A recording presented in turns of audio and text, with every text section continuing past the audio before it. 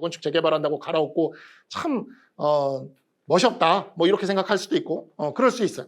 그렇긴 한데 막상 유럽 사람들한테 물어보면 진짜 불편해 죽겠다 그러고 진짜 이거 재개발됐으면 좋겠다 그러고 정말 거기서 못 살겠다 그러고 그러거든요. 미국만 가봐도 미국에 제가 원래 다니던 회사에서 LLM 보내준다 해가지고 그때 고민할 때 LLM 안 간 것에 가장 큰 이유가 됐던 것 중에 하나가 거기가 이제 USG LLM을 보내준다 그랬는데 그 앞에 아파트가 하나 있는데 그 아파트가 있어요. 그 코리아타운에 저기 우리 USG LLM 가면 한국 사람들 맨날 사는 아파트 있어요. 150년 된 거.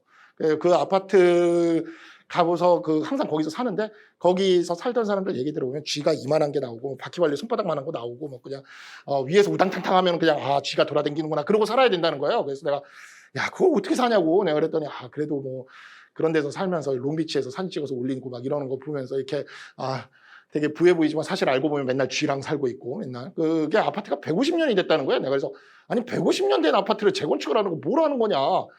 이게 왜 그러냐면 미국이나 유럽은 그렇게 150년 되고 200년 된 건물들이 남아있는 이유가 재건축 재개발을 할 때 수기민주주의를 해요.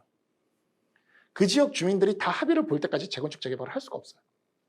독일의 한 지역이 수기민주주의로 재건축을 하는데 몇 년이 걸렸냐? 4대가 걸렸습니다. 200년 가까이. 4대 동안 수기를 하는 거예요. 4대 동안 수기를 하고 이제 4대째 수기가 돼서 겨우 재건축이 되는 거죠. 그런 식이에요. 그러니까 그냥 있는 대로 살아야 돼요. 제도가 그렇게 돼 있어요. 그러니까 걔네는 그 오래된 건물들이 계속 남아있는 겁니다. 반면 우리는 어떠냐? 우리는 재건축 재개발 지구가 딱 이렇게 지정이 돼가지고 그게 올라가려면 거기 소유주 70%만 동의하면 돼요. 우리나라는.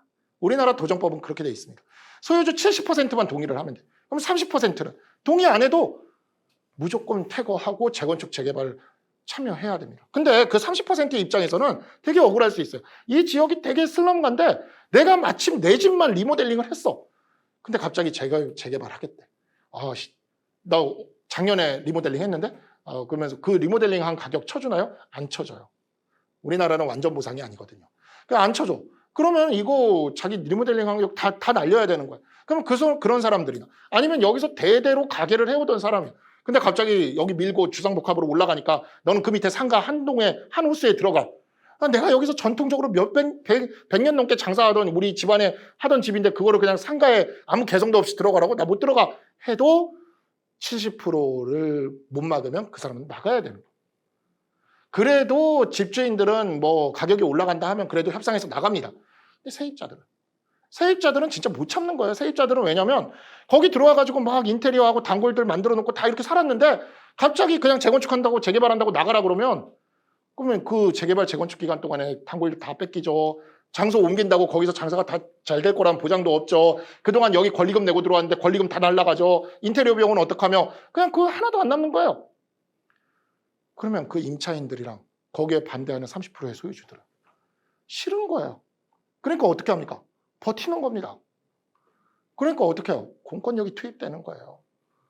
이게 우리나라에서 재개발, 재건축과 관련된 무수히 많은 폭력 사태가 벌어지는 이유입니다.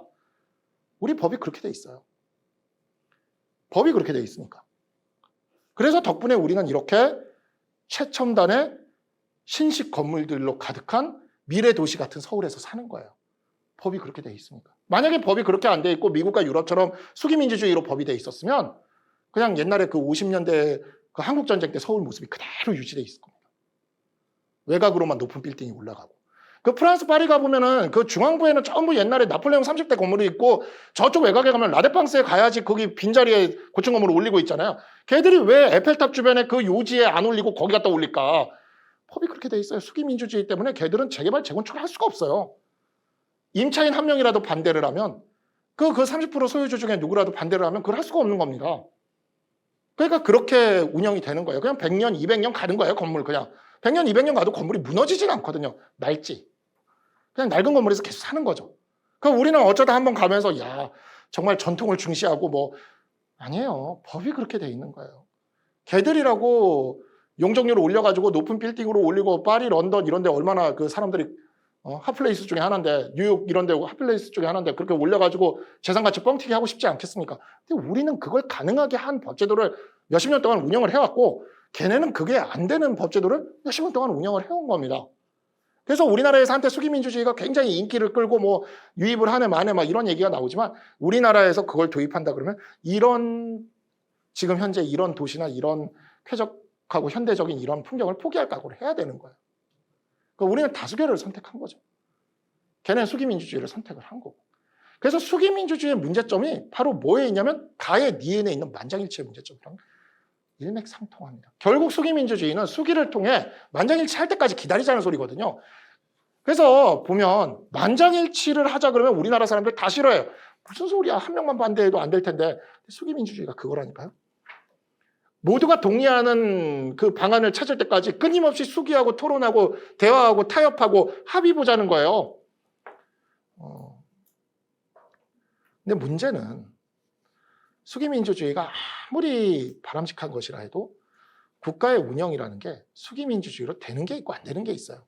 예를 들어서 아까 이야기한 것처럼 시위를 다투고 급하고 국가에 의해서 반드시 필요한 것들, 예를 들어 방사능 폐기물로 계속해서 나오는데 방패장은 설치를 해야 돼.